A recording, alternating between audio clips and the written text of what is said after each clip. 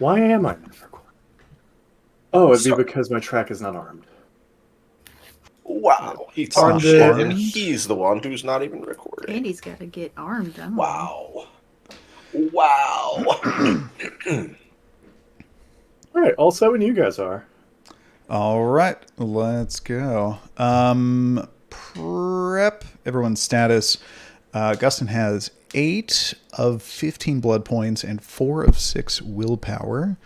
Scavo has 14 of 15 blood points and 4 of 5 willpower and 1 bashing damage.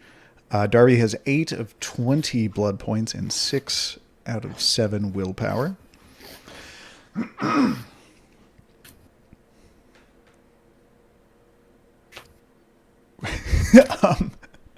I was very distracted. Was that an emery board? Oh. It sounded like it was right in the microphone. Oh, like the mic's all like arm's length away. It's an excellent microphone. Okay. All right. Welcome back to New Cammack. In the last session, the gang woke up to discover the consequences of their actions the previous night, after having accidentally unleashed and then ran away from a 3-headed, flesh-crafted, human praying mantis monster.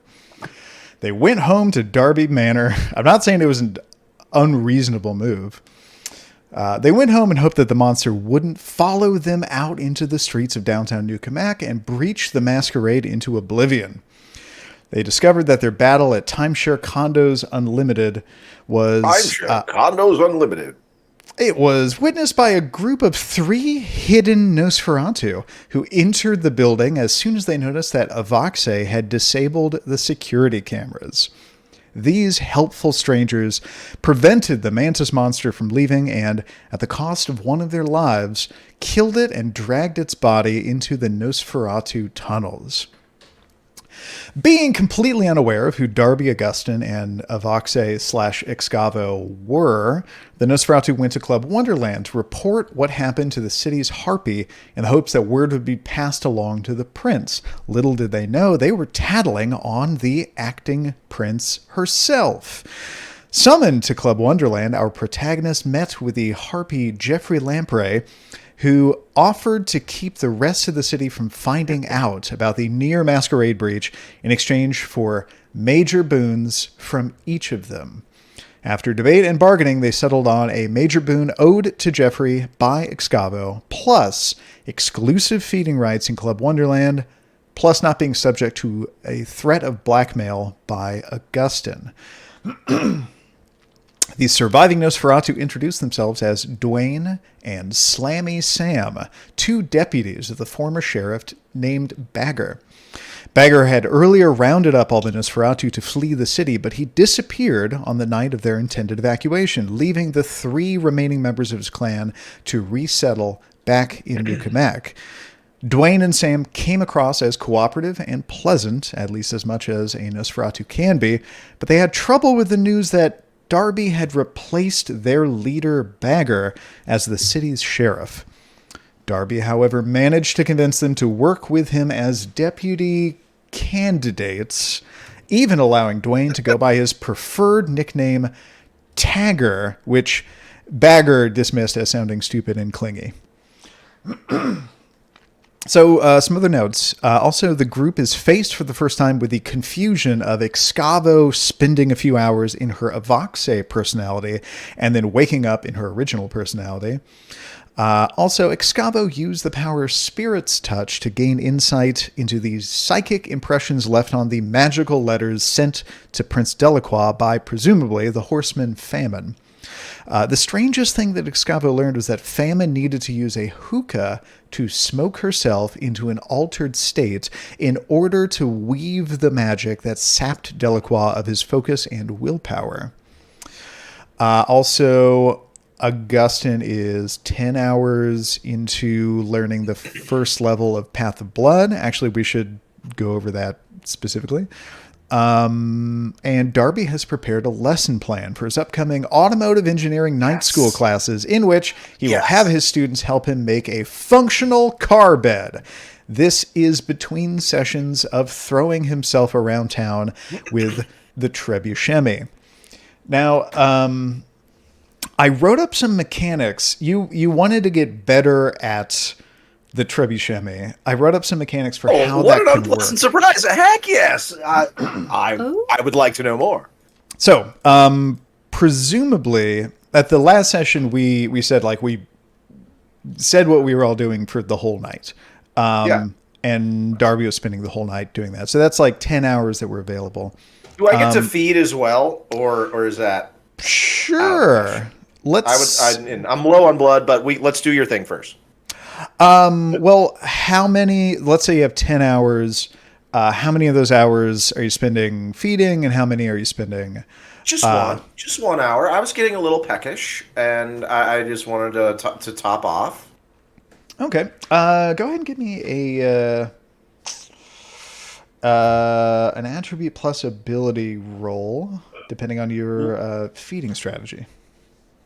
Okay, very interesting. I'm at Club Wonderland where I'm no longer supposed to feed. Correct. Does that apply to me? I guess it does. All kindred. Yes. Like you All could right. do it, but it would be seen as a terrible faux pas and you going back on a boon.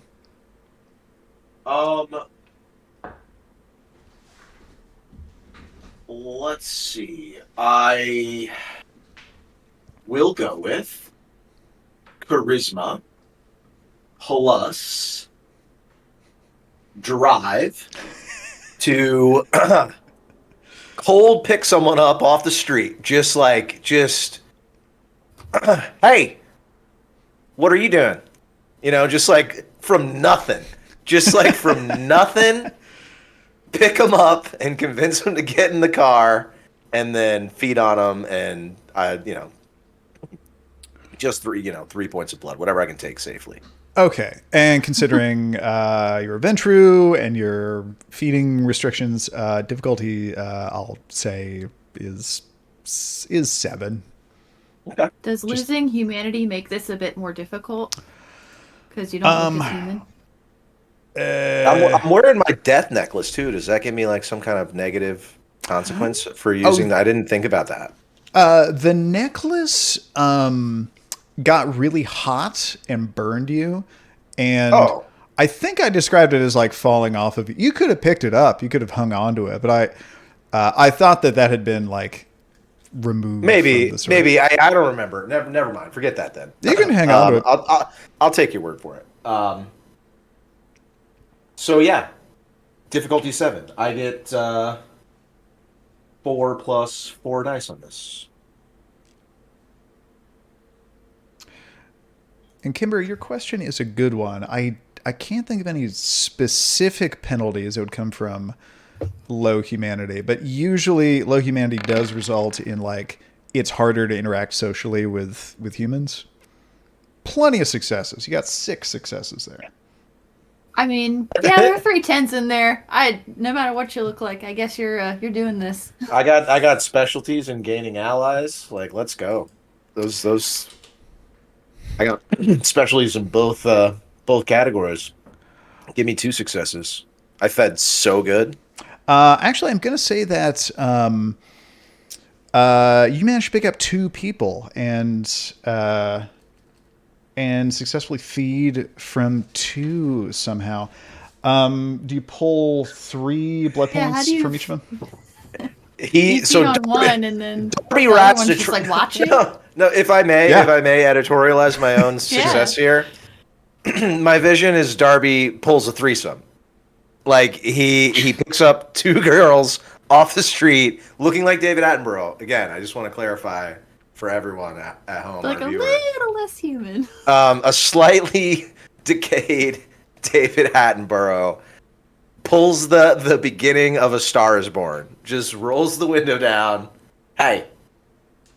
But at 2 at the same time. And so not only does Darby get 6 blood points, but his megalomania or whatever derangement that he has never been worse. Like he now is more full of himself than ever.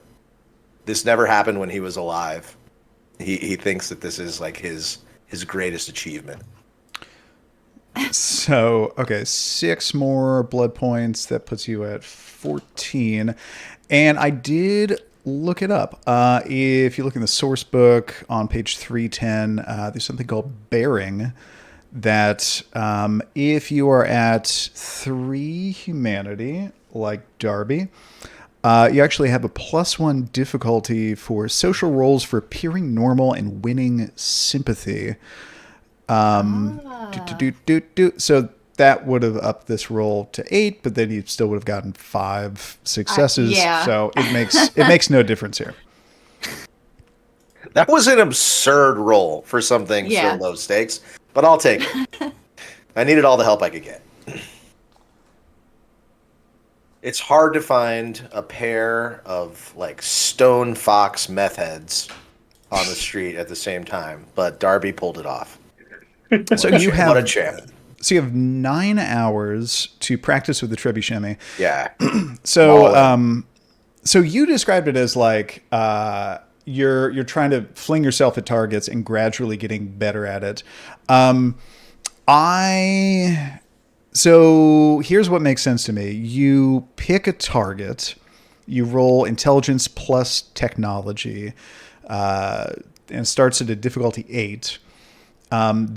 The number of successes determines how close to the target you get.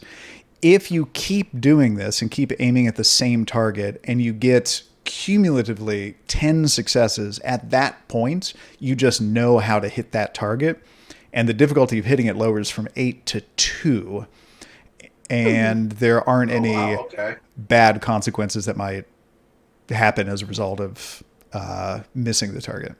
But while you are trying to hit the target and you are unpracticed, bad consequences might happen because you're in a city. Doing some crazy shit. Yeah, including property damage, witnesses seeing you. Also, I looked up the damage that would be appropriate for falling/flying at least 100 feet. It is, it's actually 10 lethal, which can be soaked and healed. So that's gonna be part of it, but not to put ideas in your head, potentially some sort of armor could reduce that amount of damage. Okay, so I see plausibly that Darby would like try this again and would not be availing himself of any kind of armor or protection for the first like couple. And if he hurt himself, then afterward maybe he would try to like, that sucked. All right, hang on. I need to get. Hang on a second. I'm tempted. Okay, so the rules for falling damage are it's 1 die of bashing damage per 10 feet that you fall, maximum of 10 dice because like terminal velocity or something. Terminal velocity, sure. And if you fall at least 100 feet, so they're 10 dice, instead of bashing, it turns into lethal. So it switches from like 1 bashing, 2 bashing, 9 bashing to 10 lethal. I want to say it's reasonable to say house rule, if you have fortitude, falling damage is always bashing. But if you 3 agree to that, then that means that also applies to bad guys that you might want to drop out of a helicopter or something. I wouldn't put that past me in particular, but I think that sounds like a reasonable house rule. I also am fine to play by the book. It would just be like more feeding, you know, like if I ever got really low on health, I would just heal and feed.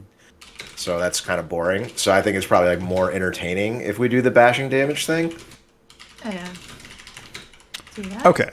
Well, if there are no objections, I'll say that is the house rule. So it's 10 bashing damage, which is automatically halved to like after the soak roll. So it's going to be not very much damage. Love it. Hey, it brings power to the barbecue.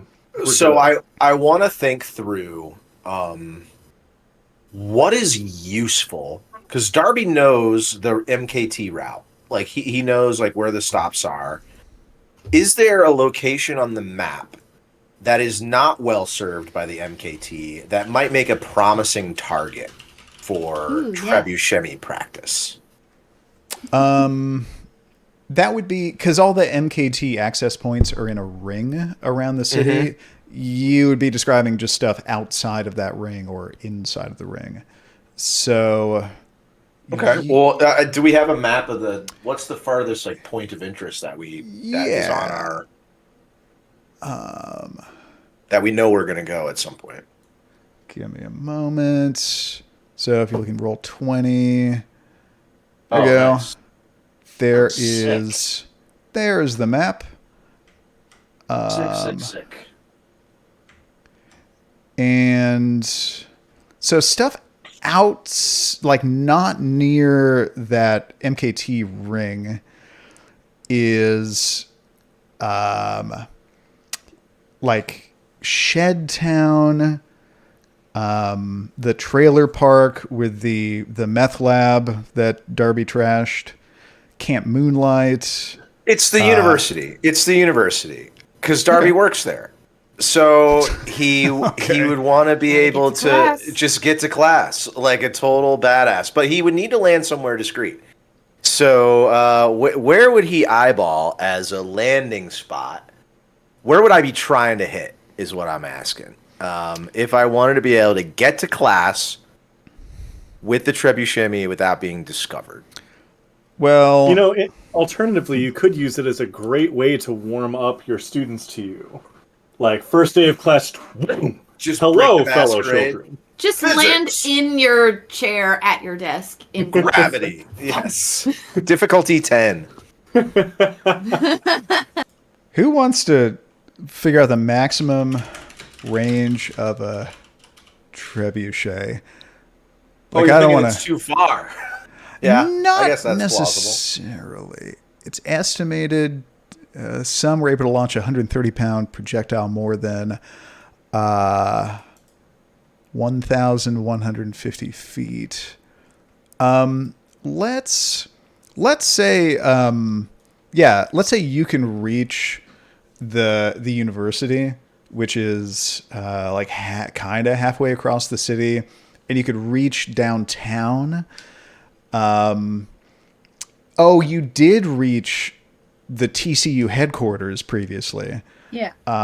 That was done. So let's say that's just about maximum. Okay. Yeah, the edge. So let's say for the university, what's easiest for me is to think of an actual university that we are all familiar with. That we can use as an analogy.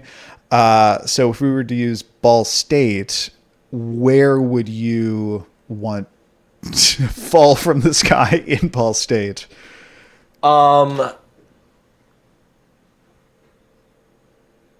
Let's see. I think I would want to fall from the sky kind of where I live in town, like behind the student housing. Where you can get on the bus from over there. Wait, in a neighborhood? It's in a neighborhood, but it's actually like a huge cornfield. Like you could land in the middle of nowhere, out behind.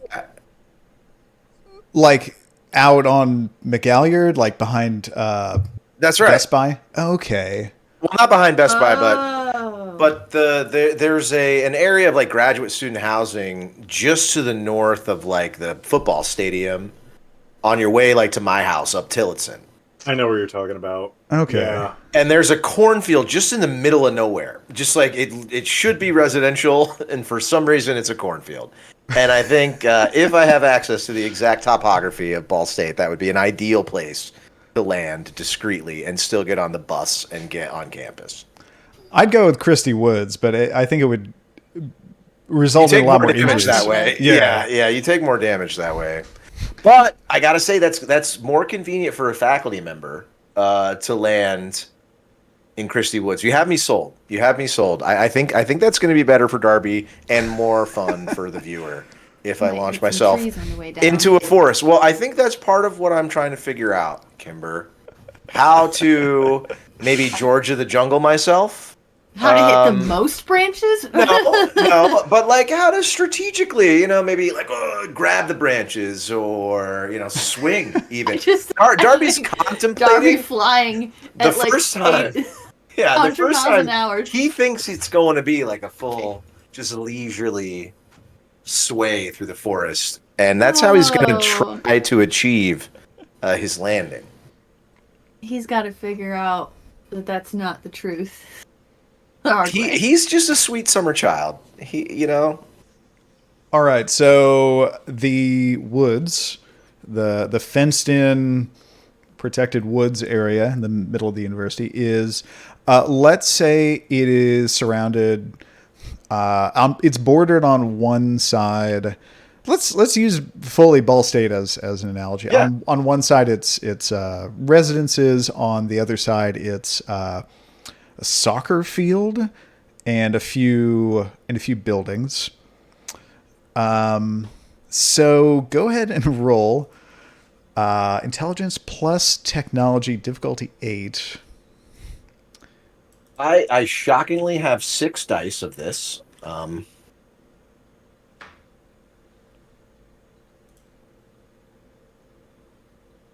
sure I'm going to roll just as good as last time. Woo! That's 3 successes. So let me put that down. I have a specialization in machines. If that does anything for you, I know we're going for cumulative successes here, and I am trying to learn about machines. If you want to count my 10s, 5 successes then. I think Fuck yeah. that's convincing. So, when am I ever going to use my machines specialty? So with 5 successes, there are no other wacky consequences. You actually you hit your target. You're like right in the middle of the woods, and you bounce and skid around. And go ahead and roll stamina plus fortitude to see how much of 10 bashing you soak. Standard difficulty? Yep.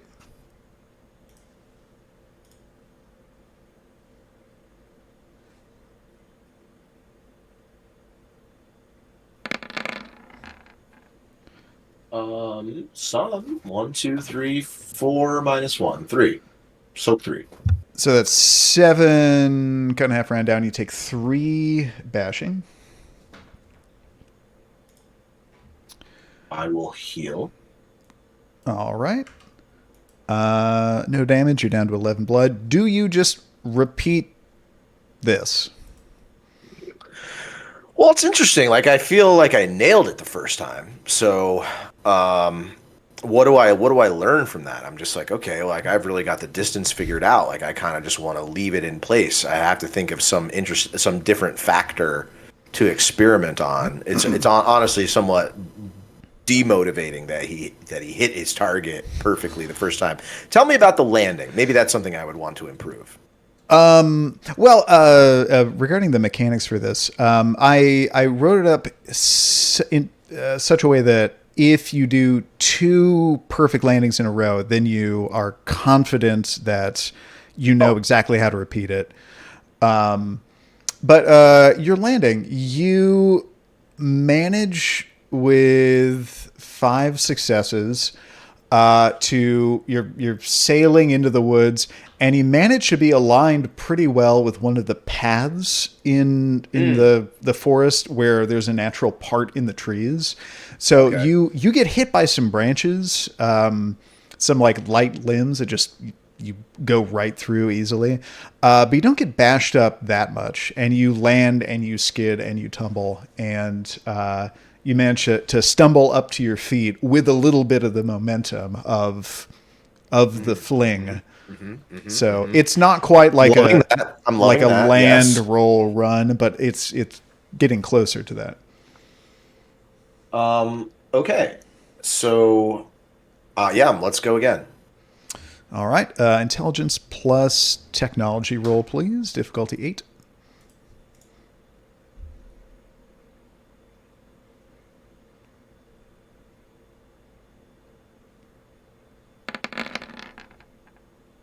Two successes. 2 successes.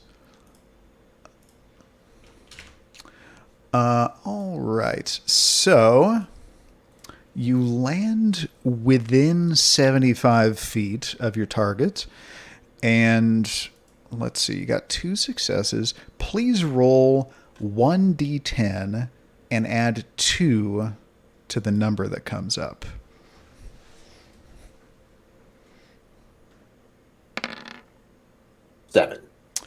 7. Okay.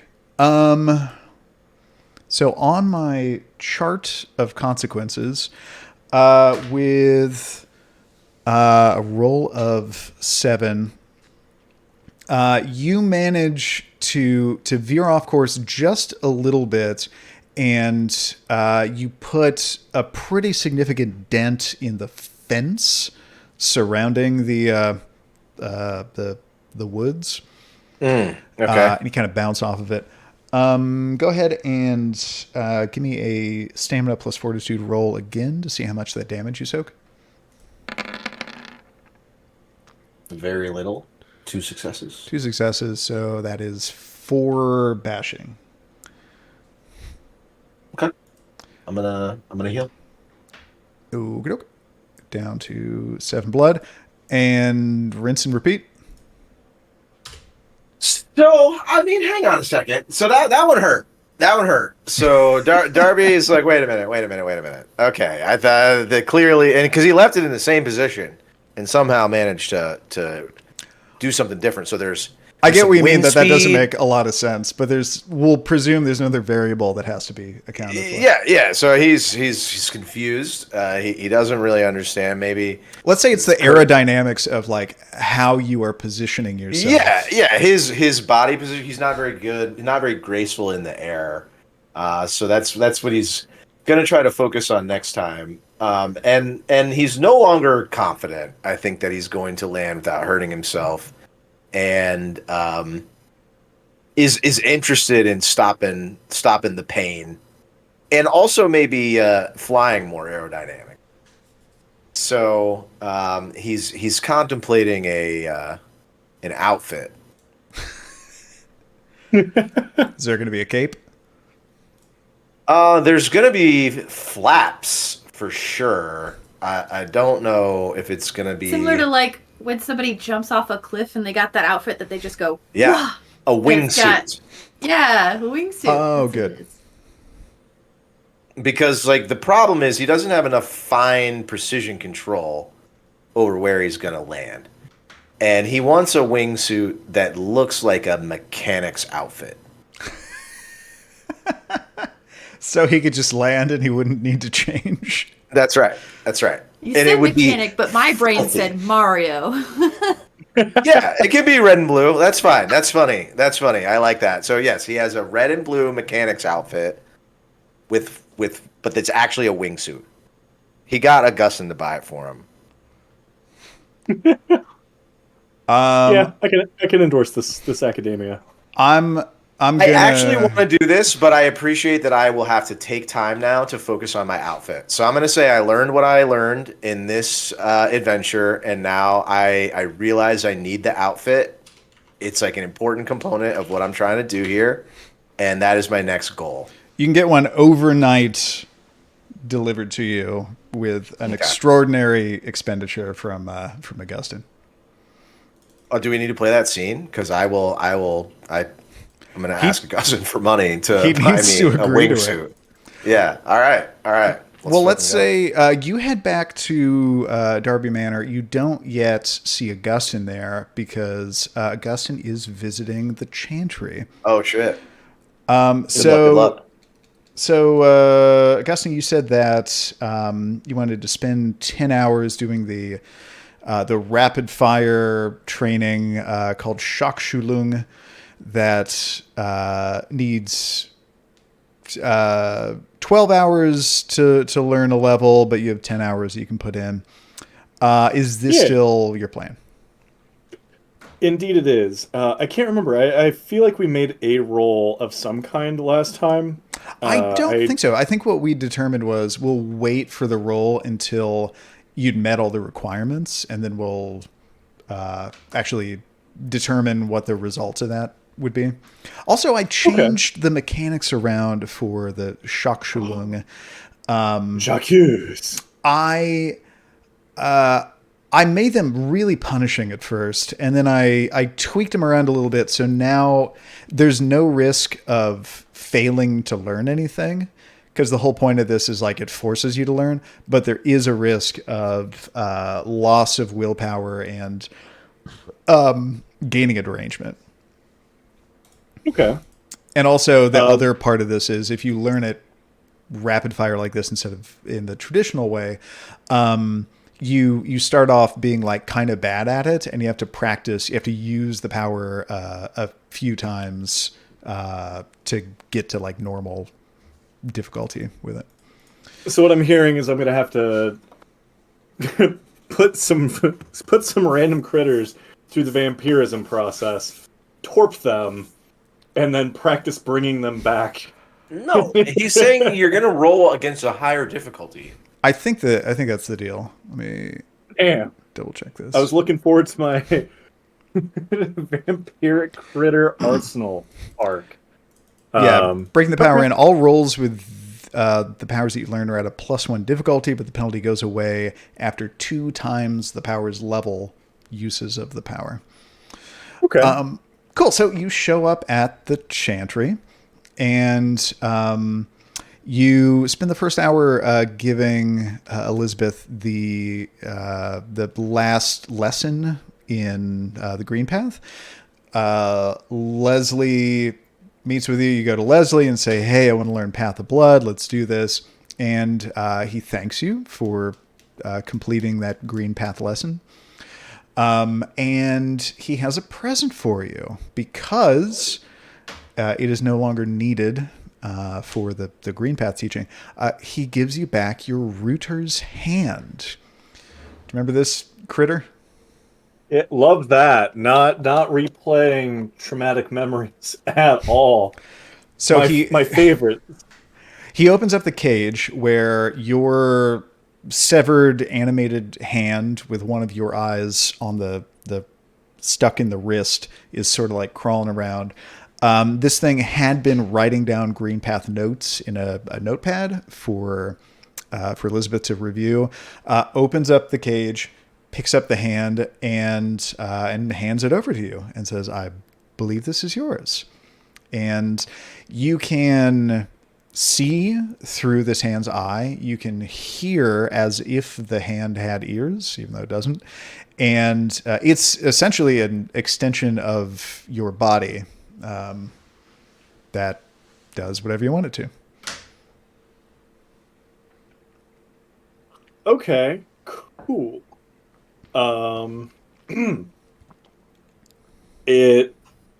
Do you accept it by like shaking it? Like how do you like take possession? You just like hold it and it just like stands? Like, yeah, what do you do? Or do you lick set it like What do you do? scurrying around you? Like how do you take possession of your Router's Hand? I'm very interested in how this plays out.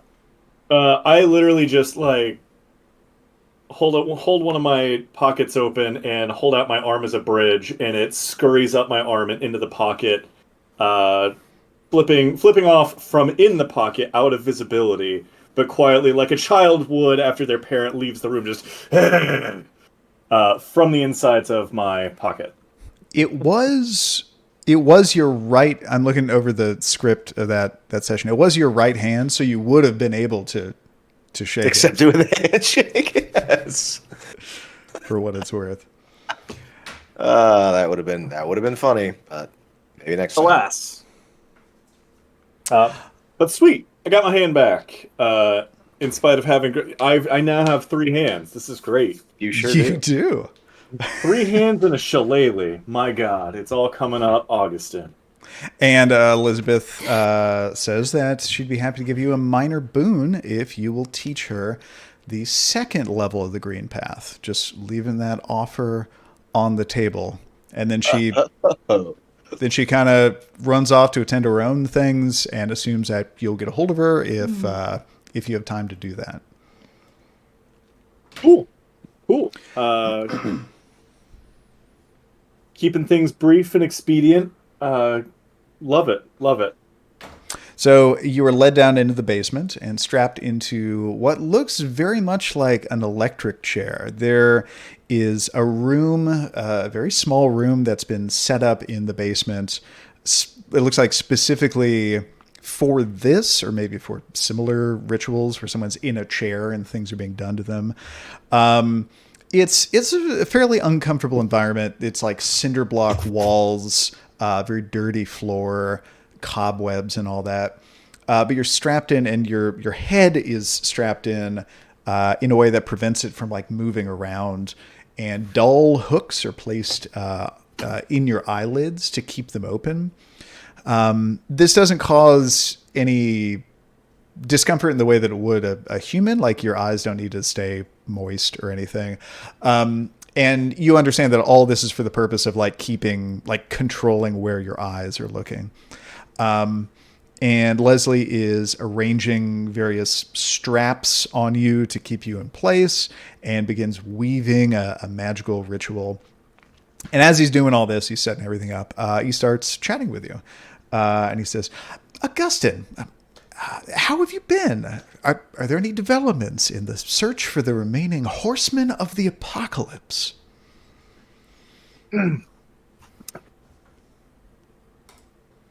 My good man, in these endeavors, we've recognized that organizationally, our failings have principally been in that we have been over-encumbered, spread too thin. It's like a peanut butter and jelly sandwich without much on it. We've been focusing inward and working to collect and reorganize, reinvigorate, rejuvenate, reapproach, and substantiate our endeavors in the pursuit of such malice that we are seeking to destroy. Oh, well, What? well, good luck with that. Of course, let us know if we could be of any assistance. And speaking of which, do you think Prince Excavo is any closer to making a deal with us to bring Archibald out of torpor? The machinations of the acting prince's mind are a puzzle box beyond my own comprehension. The minor boot. Well, surprisingly coherent. Well, if you have an opportunity, I would encourage you to encourage her. But, of course, it's her decision. It's important that we always make ourselves available to the Camarilla for purposes such as this. However, I would like for you to remember that our abilities must remain a mystery to outsiders, and we must never offer them for free, because mystery is our strength, and reasonable bargaining is how we remain equals and never slaves. Do you understand? Sage advices only could be conjured through the experience and historical presence of the Chantry. Yes.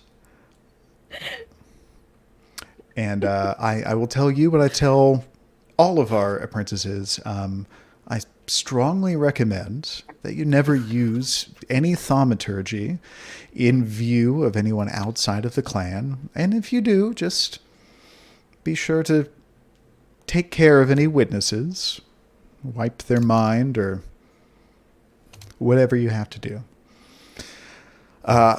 Speaking of utilizing our abilities, so we've analyzed some of Pestilence's corpse and determined that she was Nosferatu and Gangrel. And since this should not normally be possible, Elizabeth and I have two theories. One of them, I assumed you'd be curious about this, Pestilence may have been the product of one vampire diablerizing a more powerful vampire whose soul then exerted enough influence over its host body to transform that body into an amalgamation of the two souls. Spitballing. Or she may have been one of the early prototypes of a gargoyle who had somehow escaped. Some gargoyles, you may or may not know, were created with a mix of the blood of those two clans, and that would certainly explain the wings. Anyway, I'm not sure if we will be able to determine which of those two it is, or if it was neither of those, but I thought you might find that interesting, that this creature was somehow a member of two clans. An invigorating curiosity, to be sure. I will ruminate on such information as it makes itself available to my brain dome. Personally, I hope that she was a prototype gargoyle. That is certainly the less troubling of the two options. In a rare celestial alignment, I do find myself agreeing with such a sentiment. So Leslie finishes weaving this ritual, and a spell is cast that it kind of commandeers your eyes, forcing them to rapidly read through various books that are floating in front of you, while your brain feels like it's being divided into several parts, like the different specialized lobes are each doing a different thing to help teach you this power. It's like your single consciousness is split into multiple parts that are each either reading or hearing a lecture in your head, or digesting analogies with spatial reasoning, or interpreting diagrams, or running simulations of casting the power. And then all of those parts occasionally huddle together to violently dump another layer of understanding into your brain. It's like drinking from a fire hose, but it's your brain drinking a torrent of thaumaturgy for 10 hours. And then at the conclusion of it, you are not quite done. The sun is going to come up kind of soon. So Leslie says, this is where we're going to have to call it quits. You're welcome to stay here in the chantry or go home. And he releases you from from all the straps and everything, and you feel drained and busted up from the experience, but you're fine. You can make it home if you want. And as he's kind of letting you lean on him, and you're a little wobbly, and you're coming back up from the basement, Leslie says, before you leave, assuming you're leaving, which I guess we've not determined, the local conspiracy theory website, realtruenewsworldreport.info, posted another article. Just posted another article. And he mentioned this before as when River Erickson was presumed to have been responsible for leaving a drained body that was found and picked up. Leslie was able to squash any masquerade-breachy things about that. But this conspiracy theorist in town did find out about it and just posted straight up, there are aliens abducting people and stealing their blood. And it's apparent that at least the Tremere clan, maybe more vampires, keep an eye on this conspiracy theory website, because masquerade-breachy stuff might show up on there. It has before. But Leslie says that the website posted another article about alien abductions, this time due to two bodies being found last night. One was an occultist in a graveyard, and another was a prostitute in a stolen timeshare condos unlimited car. Both, the writer claims, were drained of all of their blood. Like with the victim of River Erickson that I helped cover up, I'm going to attempt to use my resources to keep this from attracting any more attention, but it's extremely important for us to find the kindred who's responsible and bring them to the prince for punishment. Now, Augustyn, do you have any guesses about who might have done this, since River is presumably out of commission? not the faintest of ideas wherefrom these maladies could be producing themselves. However, you have my solemn vigilance in the pursuit of the ne'er-do-well who would bring such unwarranted attention to our kindred. Alas, lemons to lemonade, a silver lining perception as it were, we might consider the utilization of such a preposterous theory and lean into the idea that it might be true. We could use the presence and existence of aliens to our advantage. Another mask for the masquerade, as it were. Interesting. I'm surprised to find myself saying this to you, but Augustyn, do go on.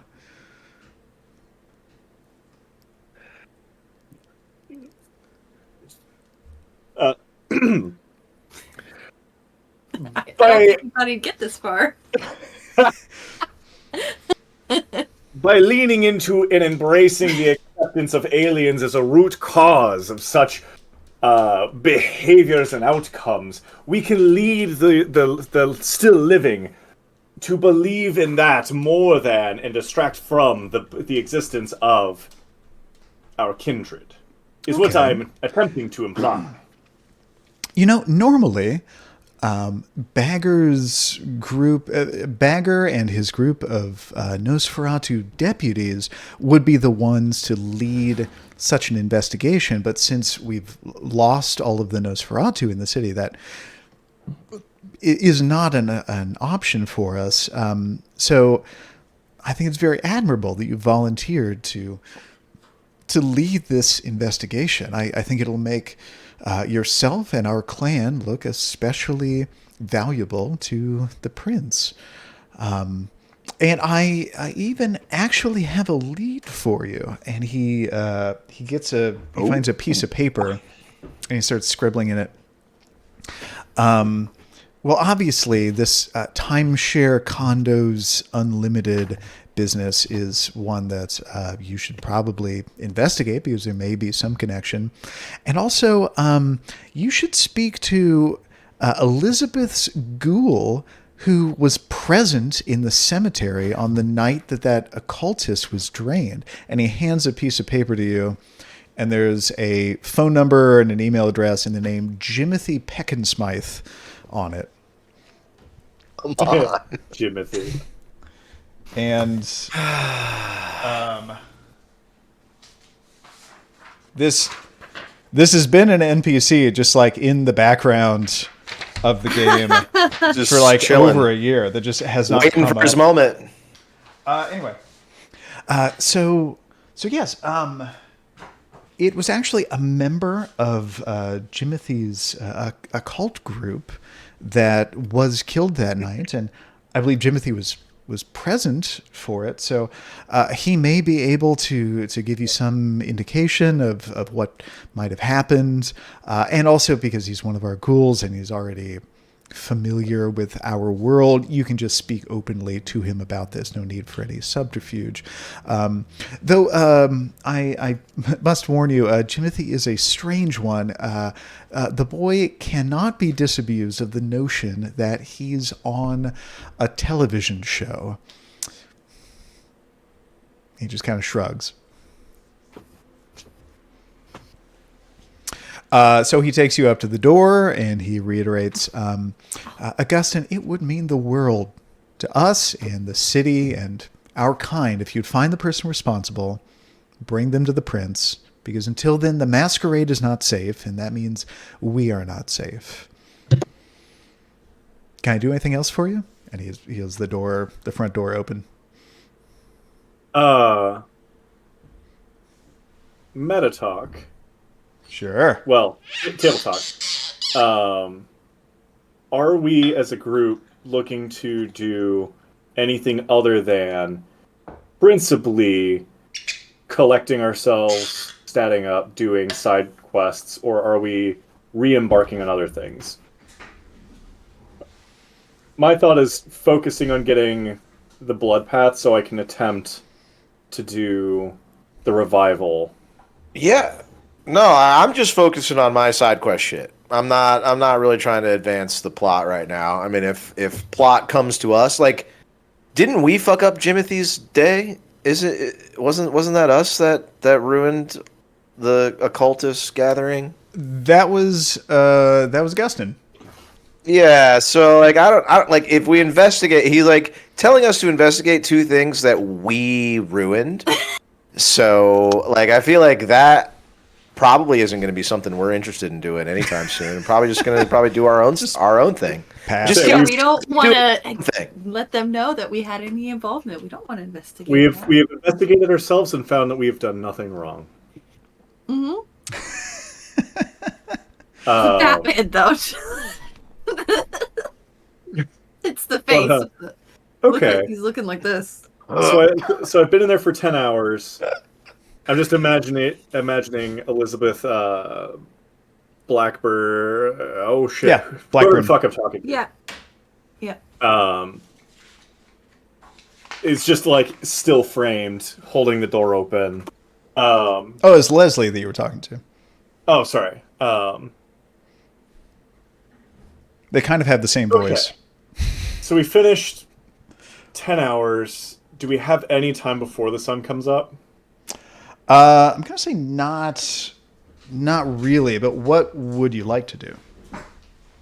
I'm trying to assess if I have time to feed, which is probably no.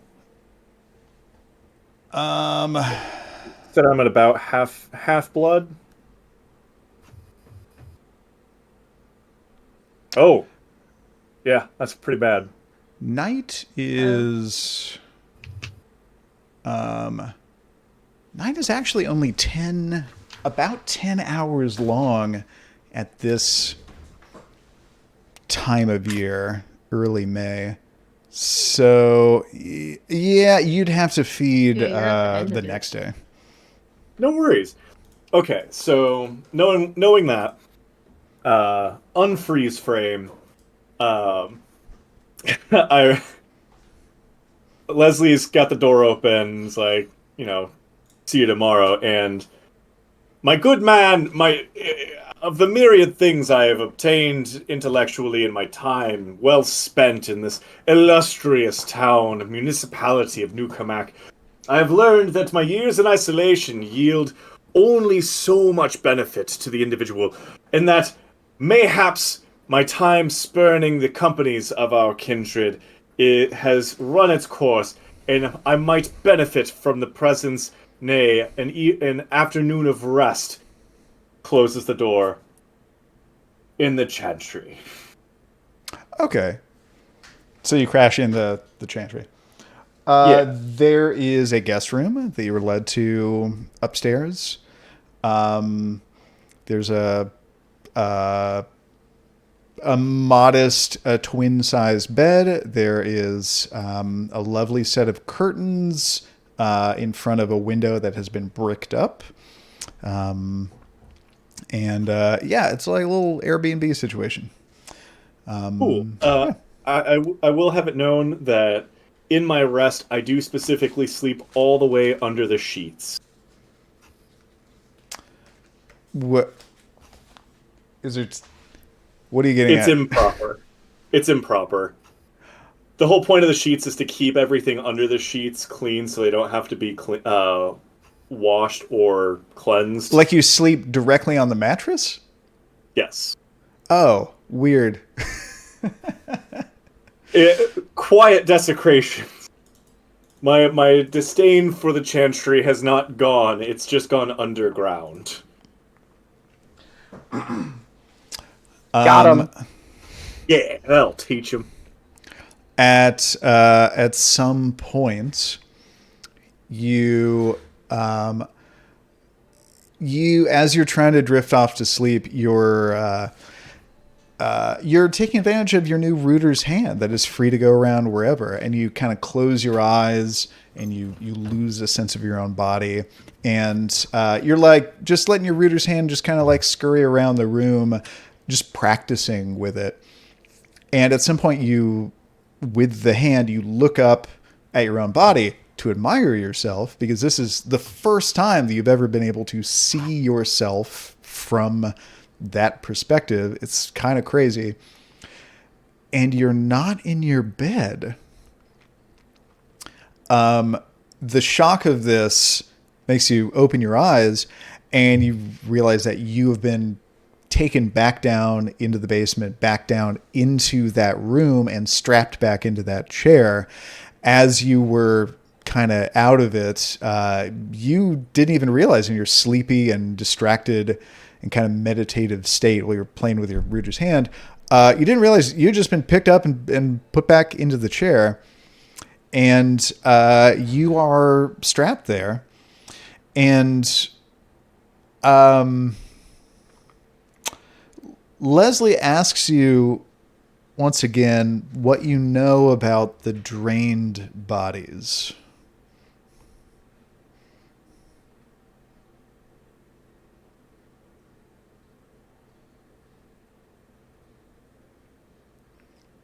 And he does not seem to be in good spirits. Oh, someone is in trouble? I know what this is.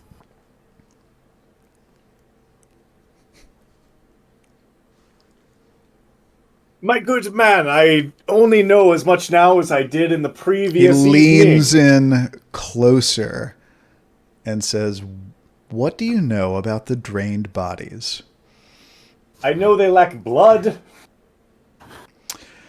Got him. He claps twice, and he waits a moment, and you hear the footsteps of the two revenants that you've met before thundering down the stairs, having just been summoned. Leslie turns away from you and instructs the revenants to start removing whatever body parts they wish while you are strapped down and helpless.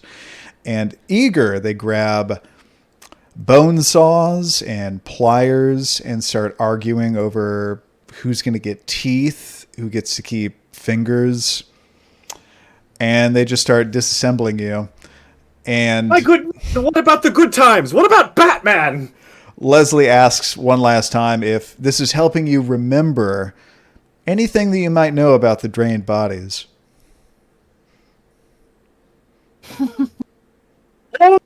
I'll soon be sharing an animate state with them.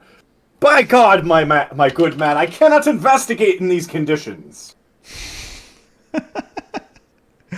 All right, and you wake up and give me a...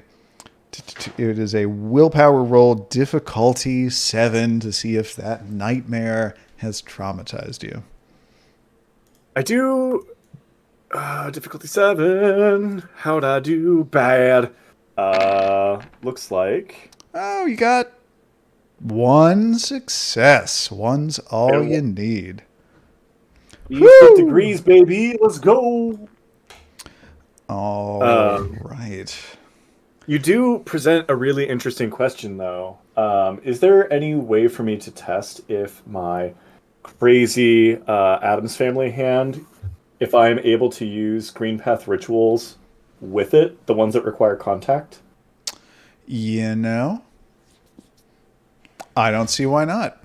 I think that would count as bodily contact. It is supposed to be essentially an extension of your body, so yeah.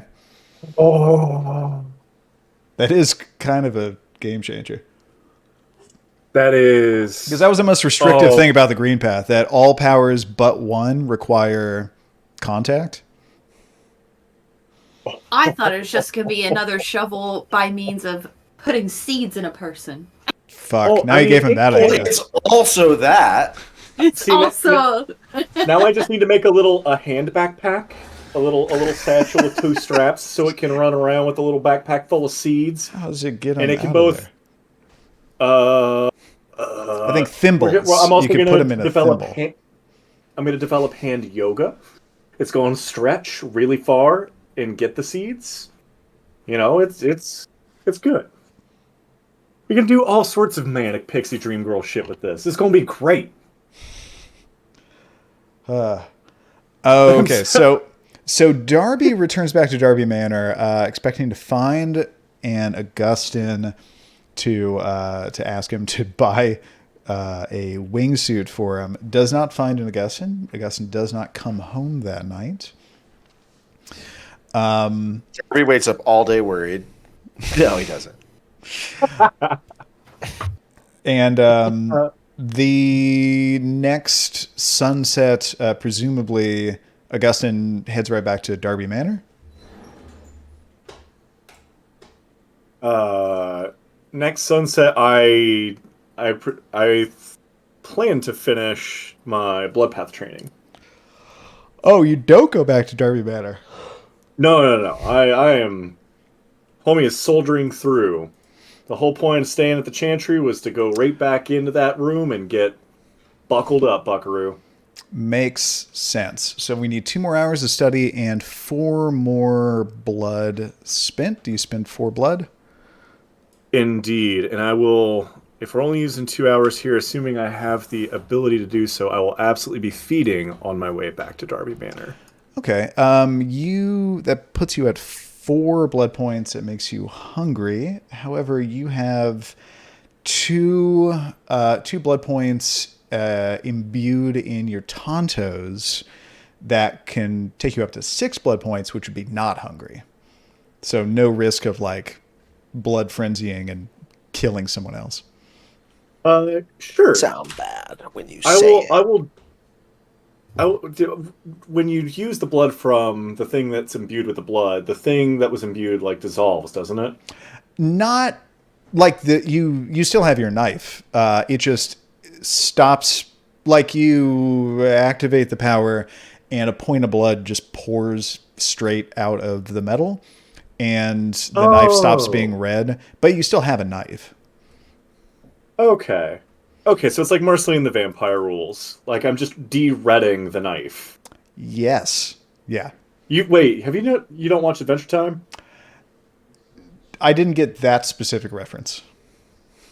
The vampire in Adventure Time, the character vampire, she drinks the color red. Oh. It's how they avoid the whole blood thing. If something's red, she just drains it of its color. Okay. Interesting. Anyway. All right. So you go back into the basement. You complete your training for the first level of the Path of Blood. I'm now going to need and a temporary willpower point per session. So that was 1 yesterday and 1 today. That brings you down to 2, but you slept, so get 1 when you wake up. Yeah, exactly. So you're at 3 willpower of 6. Give me a willpower roll using your permanent willpower at a difficulty of 4 plus the level of the power being learned. So difficulty 5 willpower roll. You got it, boss. Oh, almost failed that. You sure did, but you didn't. 1. Okay. So nothing bad happens. So you now have the first level of the Path of Blood, which doesn't... Wait, does it involve rolls? Yes, it does involve rolls. So the rolls will be at a +1 difficulty until the 3rd time you use it. The first level of Path of Blood, originally this power was you have to taste the blood. In this version, they changed it to touch. Cool. There have been a few versions of this that in the 20th anniversary edition, it says you can determine how much blood is in the subject, if the subject is a vampire, how recently they fed, their approximate generation, and if they've committed diablerie. I like the idea of including stuff from other editions. Like I remember when Steve and I used to LARP, this power was used to determine the clan of vampires. I'm going to roll that in here. and also medical information about like a mortal's blood, like blood type and medical conditions and stuff like that. So yeah, you can touch blood and then do gestures and incantations and do like a full analysis of that blood. And we'll say like the number of successes that you get on the roll determines how many questions about that blood you can have answered. Cool. And I'm shooting to learn the second degree of blood magic, because that's the one where I get the knowledge or the ability to start healing people. Yep. Okay. Well, forcing them to heal themselves. Yeah. Okay. So you can spend all of today doing that, but it would be a good, because that would take 5 blood and 1 willpower, and you are at 6 blood right now. You would be pretty hungry at the end of that. I will take it the rest of the evening as a break, feed, meet up at Darby Manor, and presumably the next time it comes back around to Augustyn, go back to the Chantry and just fucking keep training podding it. We're going full Dragon Ball Z here. Okay. Well, give me a hunting roll of some sort. I think in the past it's been like manipulation plus subterfuge or something.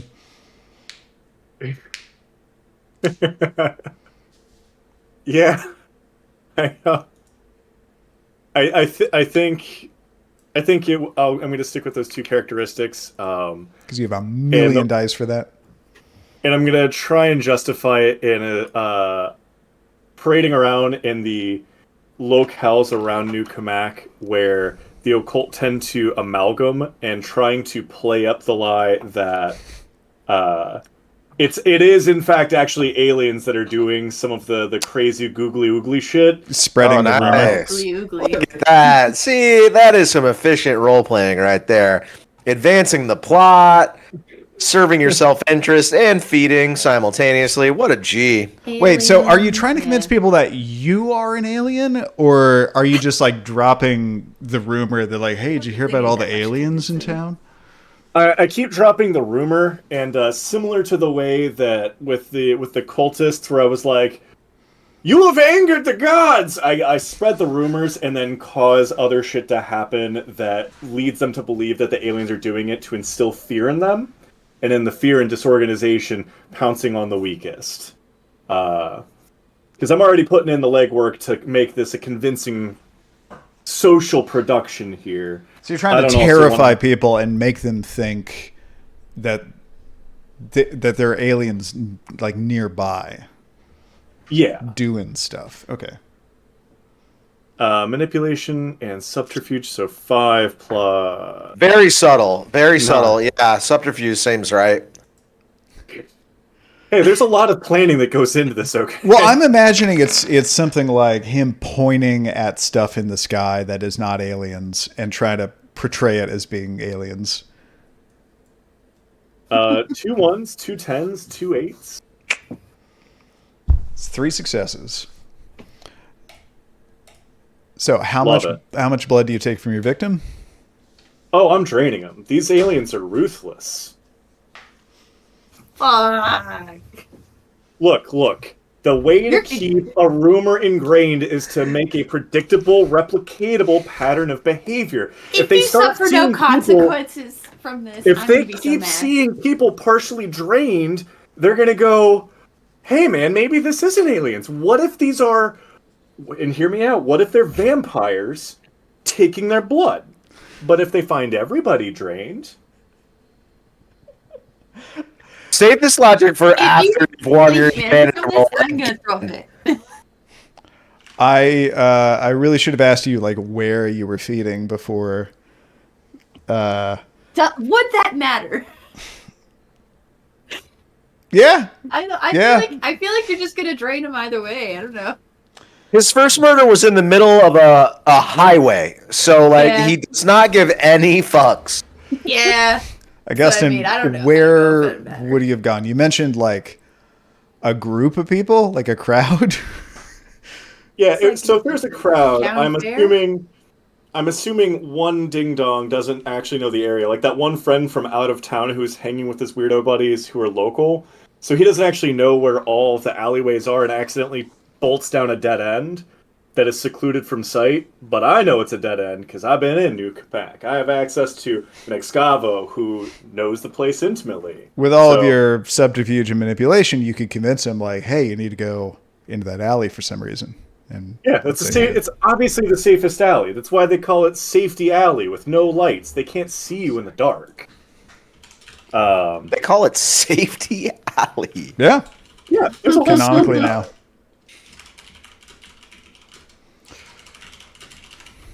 Let's see. I forget. Humanity This is is so literally just... safe. Oh yeah, fuck. It's so safe. That's how it got its name. Nothing bad has ever happened there. So I roll my humanity. My Oh, you roll your conscience. Okay. your conscience, yeah. 4 dice. Difficulty what? 1 second. I think it's default difficulty for degeneration rolls is 8. I've been rolling pretty bad today, so here's to hoping. For the degenerate. first time, Finally. It's finally Ding. gotten up to me. it injures your Finally. soul. For the very first time, No fit for the me. the needless murder of an innocent person actually kind of harms your soul a little bit. I've never been more excited. I keep telling myself that it's to maintain the convincing charade of aliens, but I know in my heart of hearts that it's just because I'm awful. Well, no, I think you really believe the aliens thing. Like that's how the humanity thing works, right? Like if you keep your humanity, that's when you like feel bad. You're like, yeah, actually this was pretty shitty, manipulating people and killing them. I shouldn't have done that. I'm still a human. But instead you're like, no, this was smart. I'm throwing him off the trail. Yeah, I needed to kill this person. That's how you lose your humanity. You know, I like that better, actually. Player Andy doesn't like this, but playee Andy loves this. Yes. This game is so different from D&D. It actually matters if you feel bad about It does. killing It people. really matters whether you feel bad about killing someone or not. And you roll a die to determine It's a that. combat game where it's like, but like, don't kill people. So I suffered degeneration. What does that like knock off a conscience? Does that knock off? No, your humanity goes from 6 to 5 as a result of that. 6 is insane, by the way. You basically looked human. 6 is pretty good. I mean, it's got 6 twice out as of much 10. as me, so it seems pretty solid. What am I at, a 4? I got 3 humanity and 1 appearance, so I'm pretty sure I just look like a desiccated thumb of an old man, just like a California raisin left out. Well, cool. So I do convince myself that aliens are the reason behind this. How much blood do I get out of them? All of it. You have a full blood pool now. Woo! Sweet. Alien. I love having 15 blood. I'm a blood water balloon. It's great. Oh my god. All right. So do you head just straight back to the Chantry to do another round? I do a quick swing by Darby Manor, check in with everybody. And Say hello. There you run into Darby. Ah! You can't keep doing these jump scares, my good man. No! Money, please. What endeavor forthwith would you spend, my well heart? No, so Darby's like, hang on a second. I know how this is gonna sound, but I have got an amazing opportunity for you. Augustyn is unfamiliar with scams, so he's Oh no. sincere. Go on. Intriguing. Now, what if you could pinpoint anywhere in the city that you wanted to be at any time? Seems Go useful, on. right? Seems useful for our oversight of the city. So tell me this. I have been working on a system that can get me pretty close to where I'm trying to get. But I need your help to get that final piece of the puzzle. And what I need is the most badass wingsuit that you have ever seen. Let me show you this website. Darby has like a whole presentation. It is not great. Oh, can I roll for this? Like, I want to see how good Darby's like sales pitch is. Like the quality. It doesn't sound like he's done with it yet. Well, no. Like, I'll keep role playing the pitch. I just mean like, how good are my materials, my research that I put together to try to convince Augustyn this was a good investment.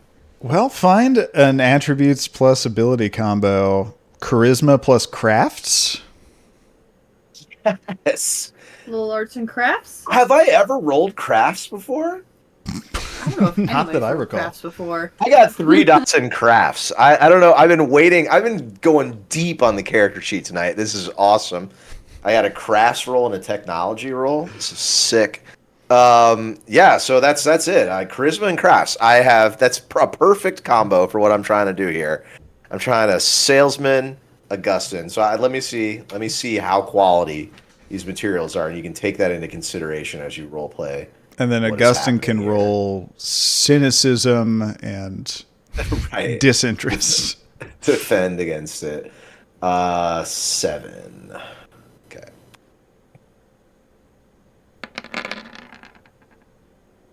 Got 3 successes. Not bad. Not bad.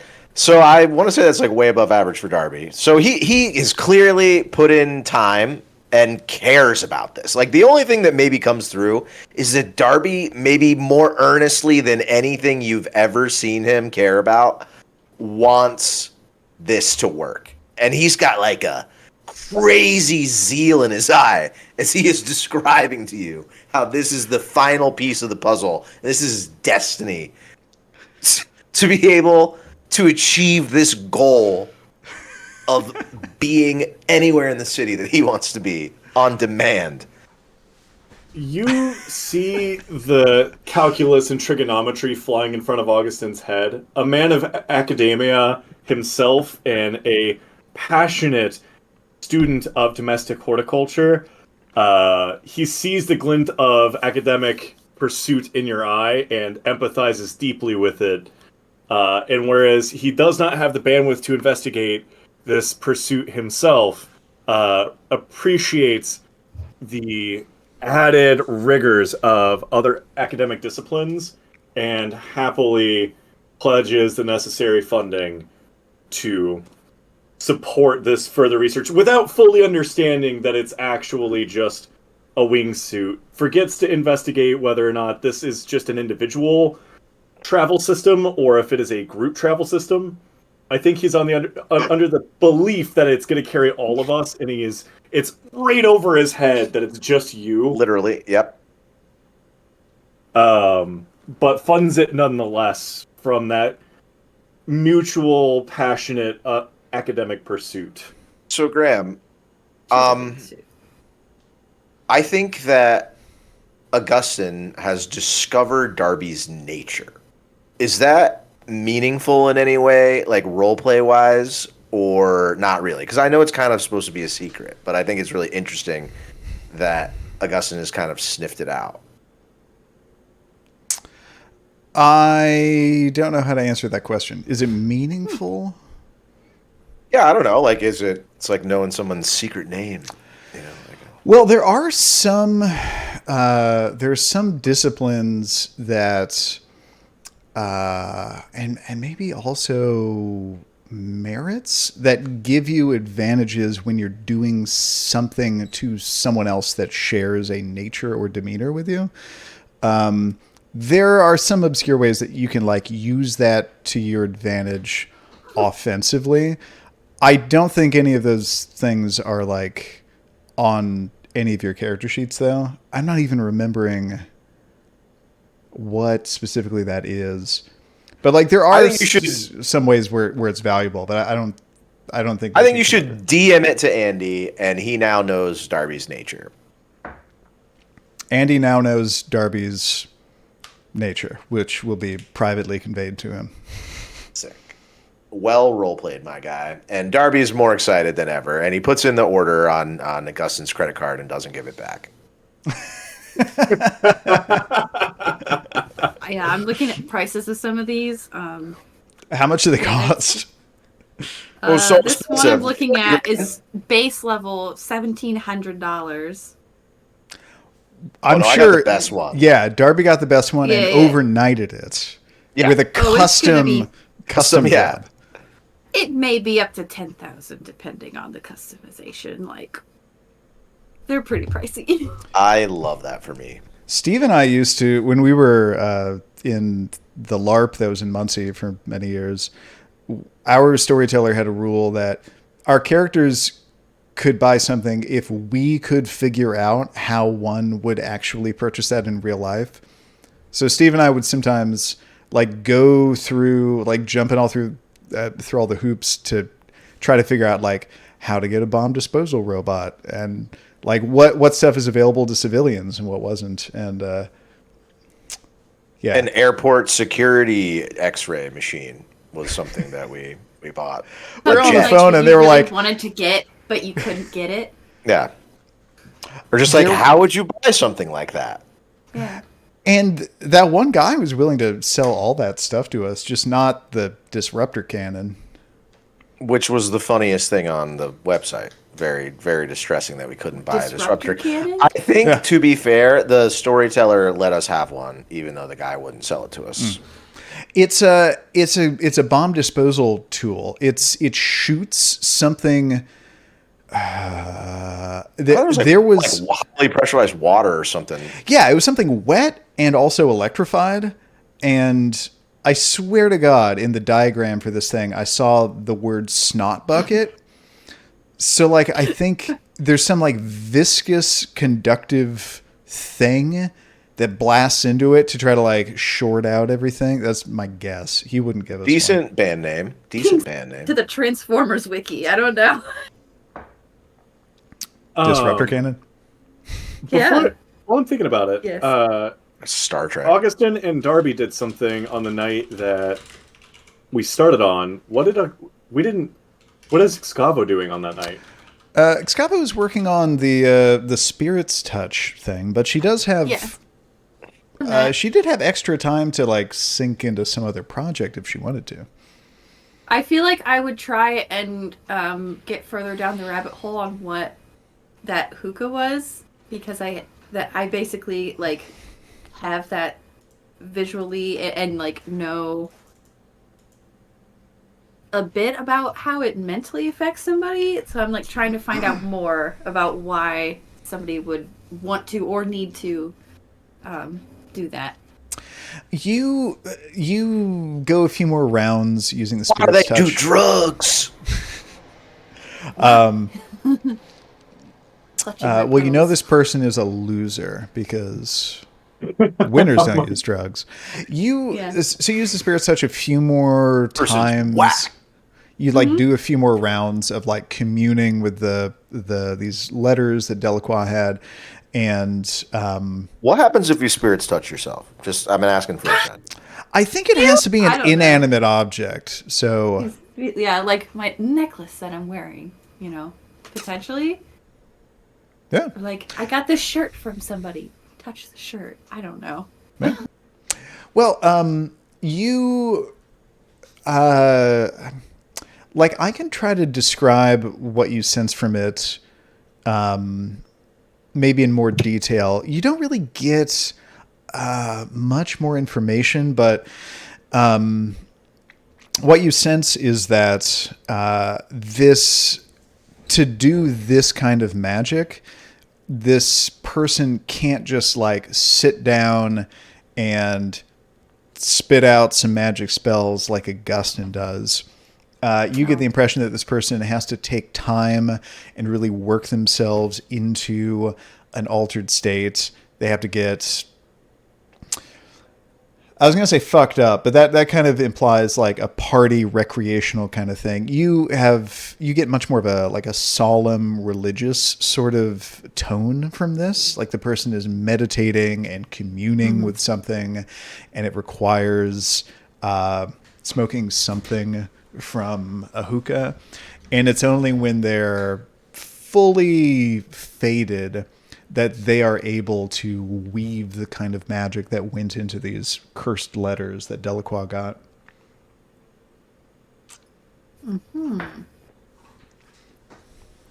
And you get a sense that like the room is thick with smoke. It's not a tiny bit of this that's being smoked. It's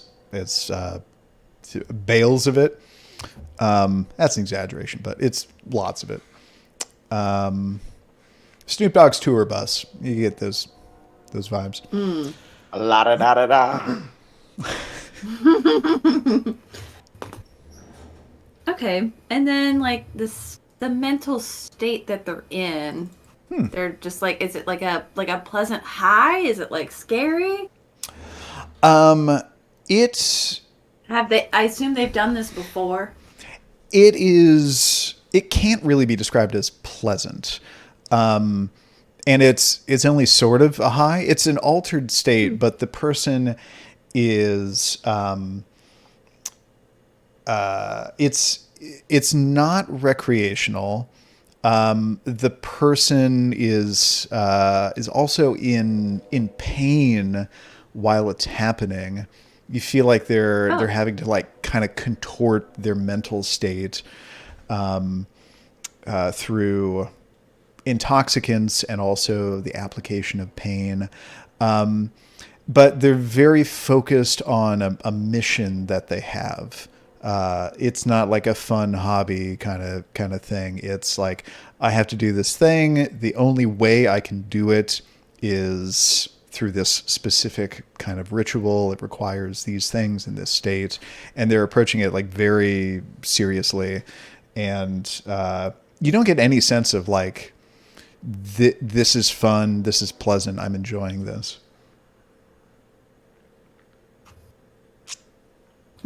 Okay. I assume a light Google would not yield me what I would need to figure out what exactly this is. What are you searching for? I want to try to figure out what this is. I assume there are other resources that I would know, my character would know about to look into this sort of thing. That I, as a Some human, kind do of not. vampire Google? Some kind of. What question are you looking to answer? Like, what is this type Like of what- magic, or Yeah, what? like, is there a type of magic that necessitates this type of act to produce it? Well, you know enough to know that you could get. It's the shortest path to an answer to that is to probably go to a vampire occultist of some sort, like the Tremere. But you search around and just trying to figure out what's the intersection of like smoking yourself high and like doing magical things. And you look up stuff about like the practices of shamans, how there's a long history of people putting themselves into altered states in order to be able to access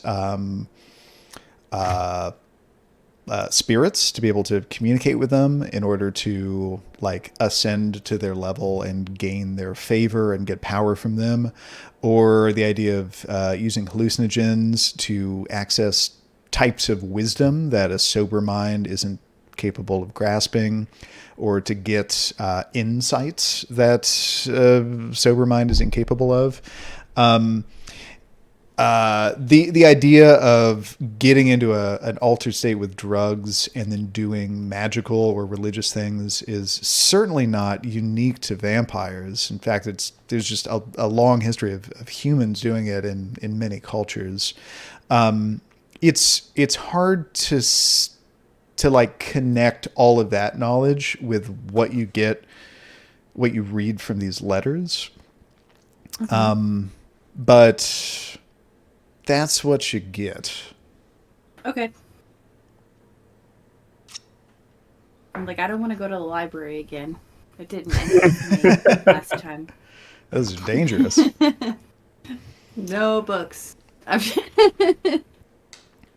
All right. So, as Augustyn passes through Darby Manor and sees Darby and Excavo, is anything else, any information exchanged about anything that's been going on in Augustyn's recent life?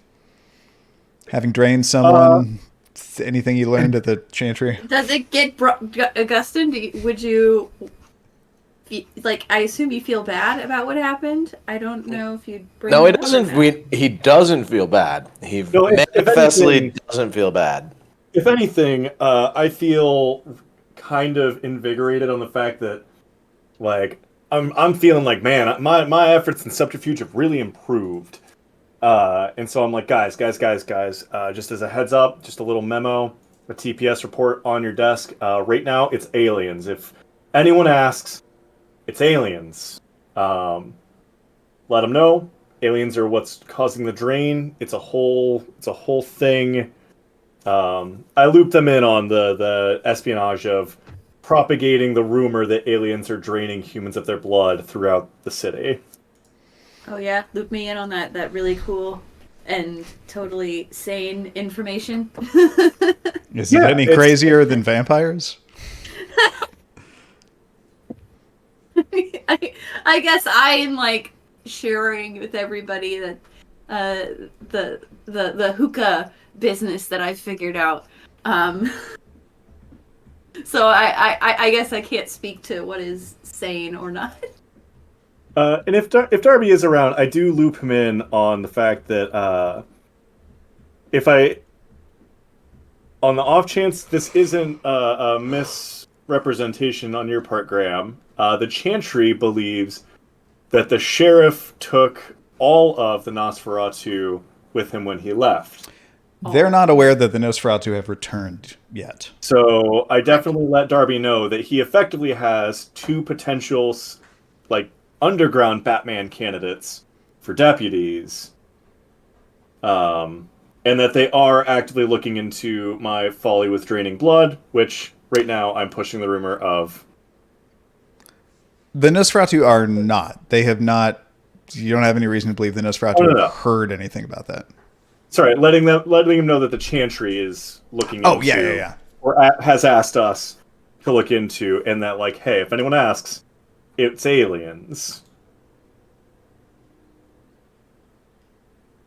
But yeah, I think that's all I communicate. But I did want to make sure that Darby is aware that his Nosferatu are actually super secret underground vampires now, for whatever utility that might provide him.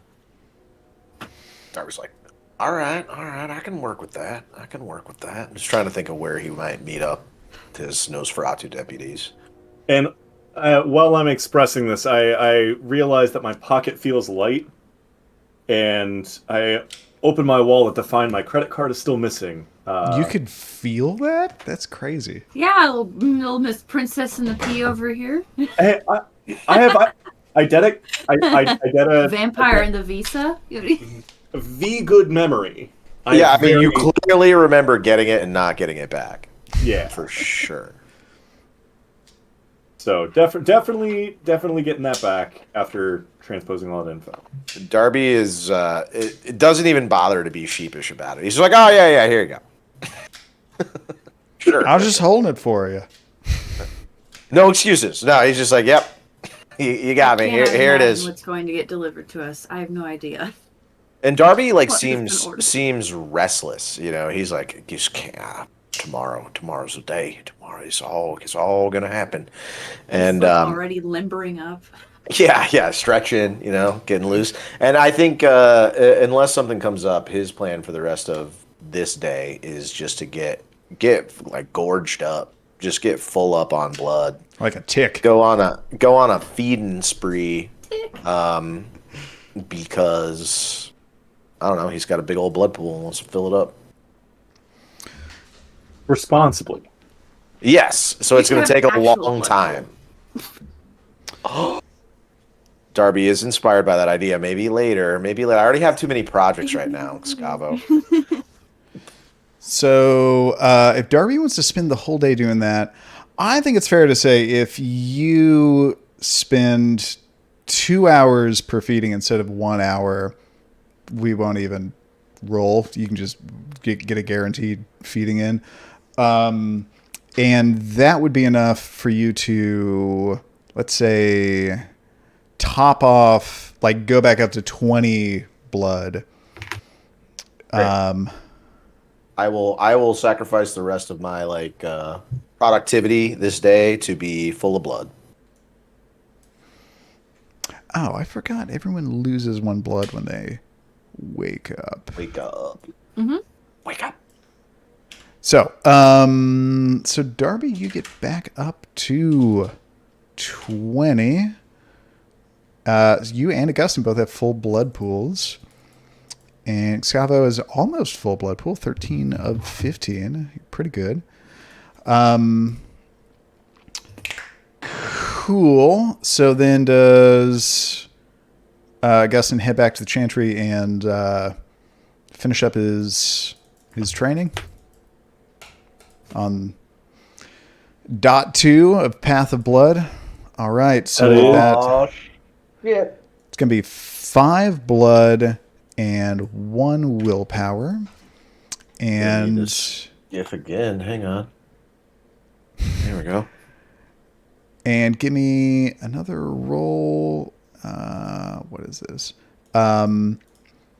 Give me a willpower roll with difficulty 6.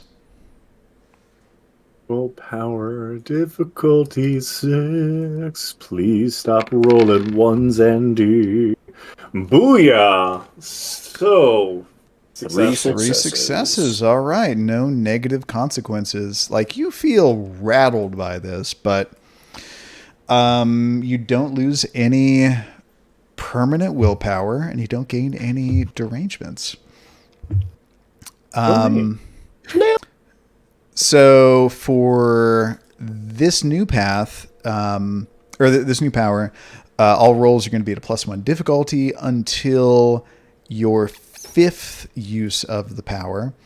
So Blood Rage, if you touch a vampire and activate this power, you can have them spend 1 blood point however you want them to.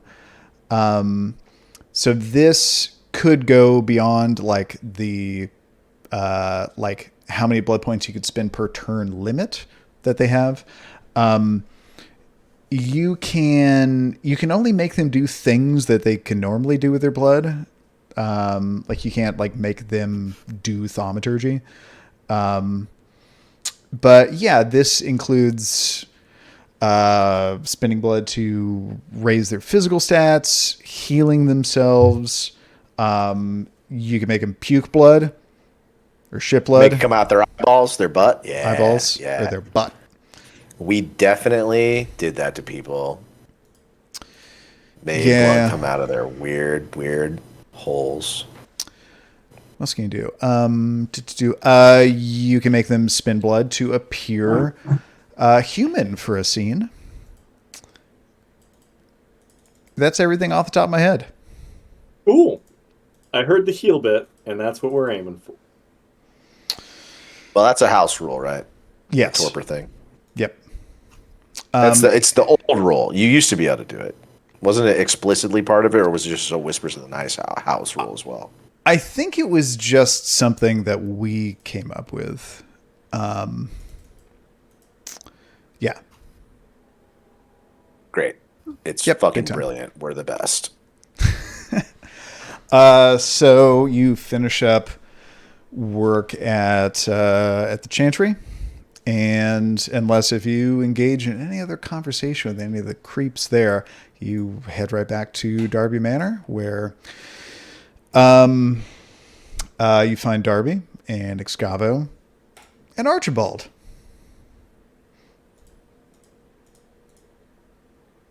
Archibald, I know you're a humanoid vampire, but you're about to also be a guinea pig. I absolutely want to watch this. All you gonna try right. it? Is Andy just gonna violate every rule? I love that it's just us versus them. Like fuck everybody, fuck the Tremere, fuck the Ventru. We're just We're not scrappy. interested in the clans, the whole Camarilla culture. It's not our bag, you know. We're just doing our thing.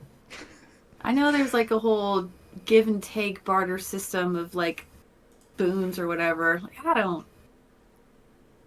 Let's not. Let's so- just do it all ourselves.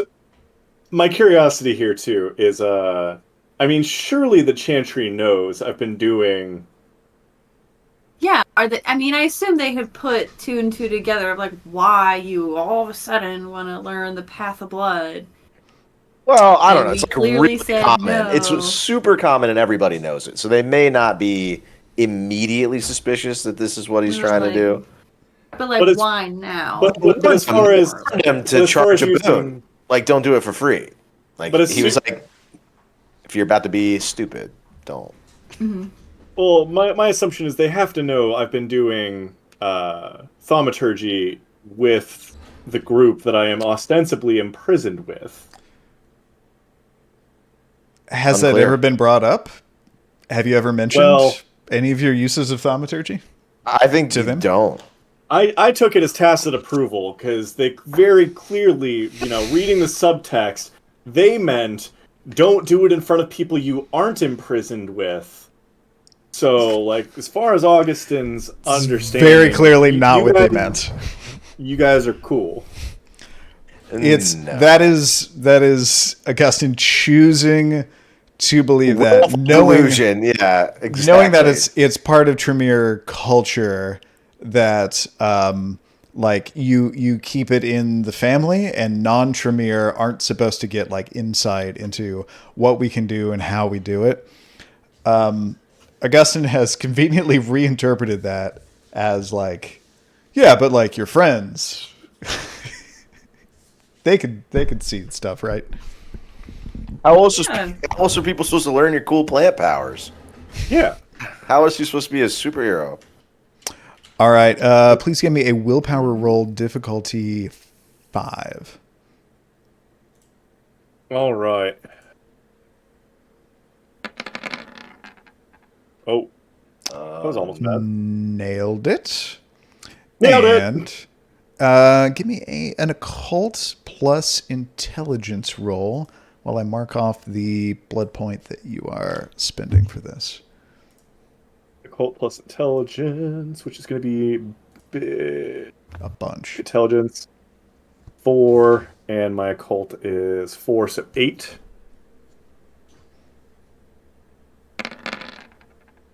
Oh no! Did it. Oh, it did it. Barely. Only 4 successes. So are your gestures and incantations different for your Path of Blood powers than they are for your Green Path powers? Yeah, for heal specific ones,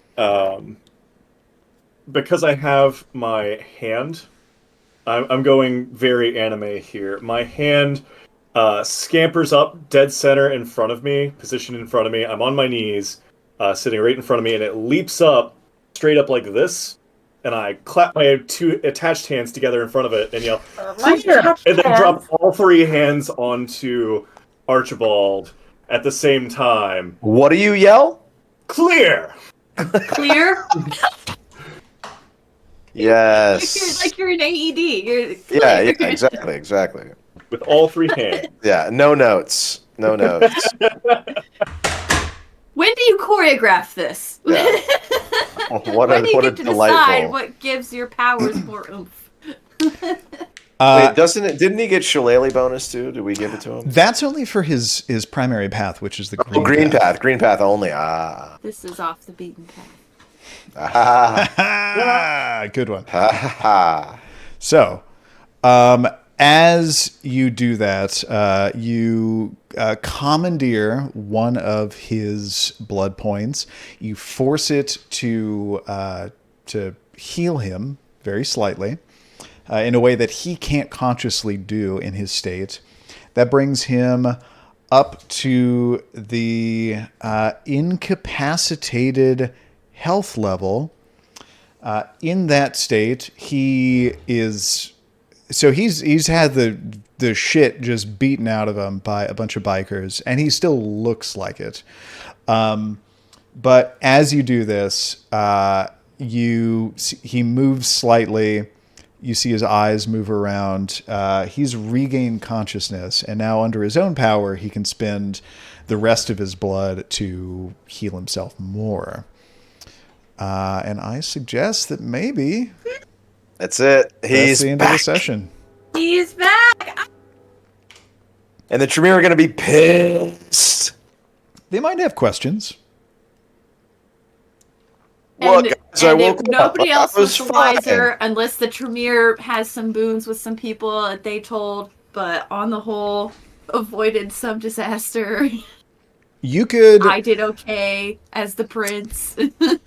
You could say, oh yeah, and Excavo, as of this moment, has stopped being the acting prince. You could always tell the Tremere, hey, he just we woke up on his own.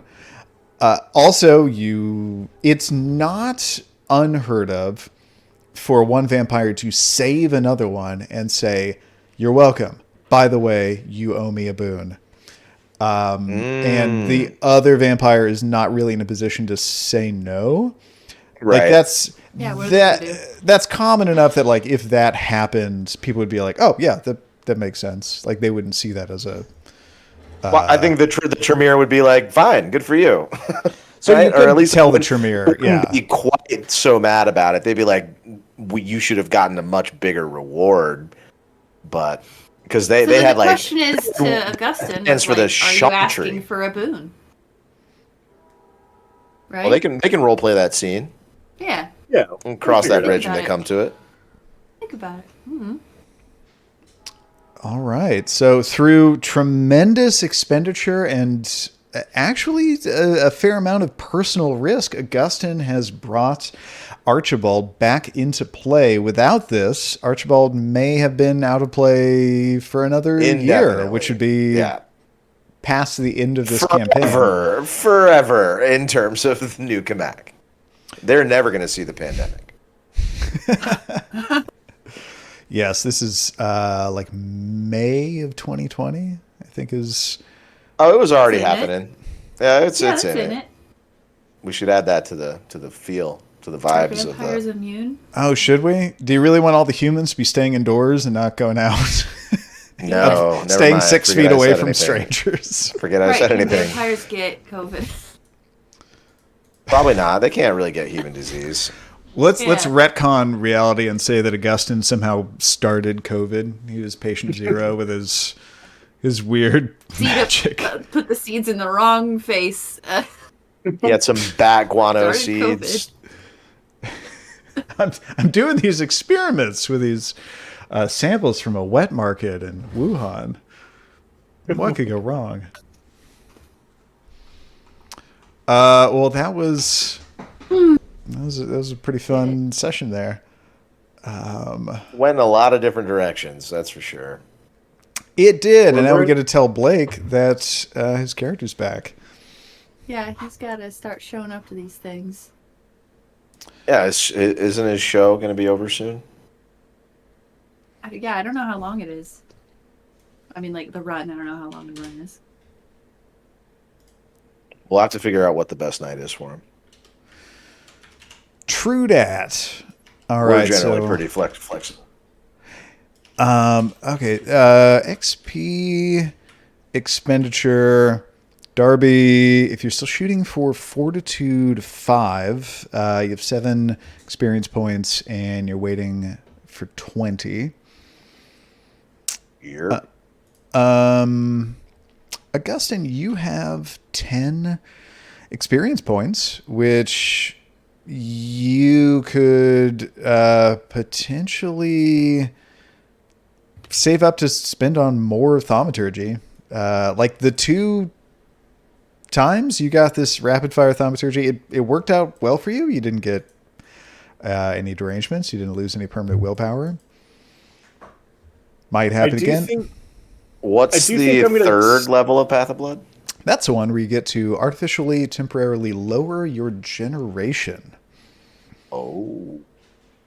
And then the 4th level is the one where you get to telekinetically steal blood from someone from across a room. And then the 5th level is where you boil their blood and give someone aggravated damage.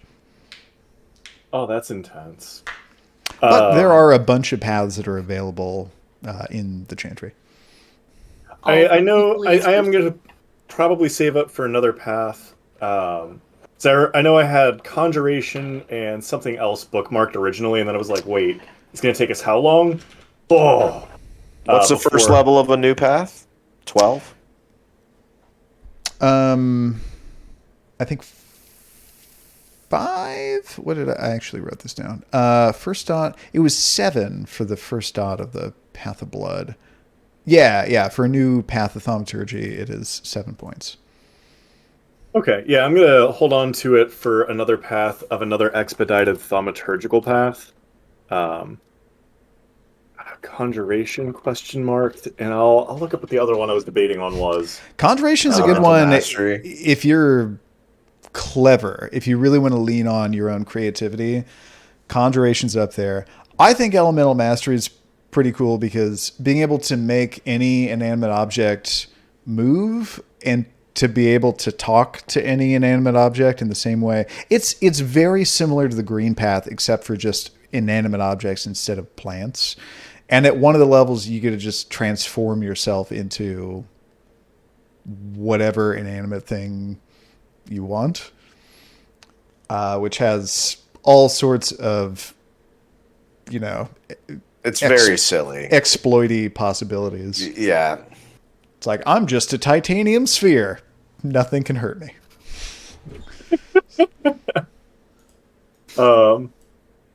Okay, cool. Yeah, I'll hold that in pocket for the time being. New path, ? Elemental mastery, ? But yeah, I'll hold that one in pocket and have that as a note. Dope. And I think I gave you the list of all of the paths that are available at that Chantry.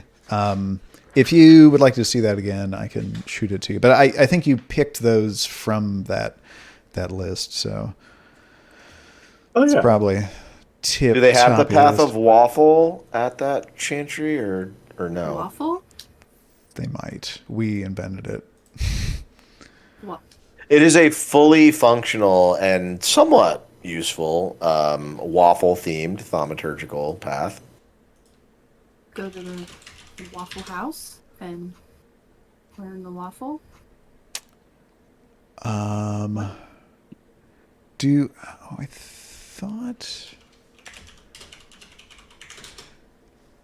thought I had notes about this. About the Path of Waffle? Oh, wow. Yeah, I did have that written down. But I haven't seen it in some time. Because there were powers like Wrath of Jemima and Fury of Butterworth. Mm-hmm. Yes. One of the powers, if you lay your hands on someone, it causes them damage as you toast them and put a waffle pattern into their skin. And then they smell like blueberries. Wobble. Yeah, like your hands are a waffle iron. One of them, you just shoot syrup out of your hands, and it's sticky and attracts ants, and that's like it.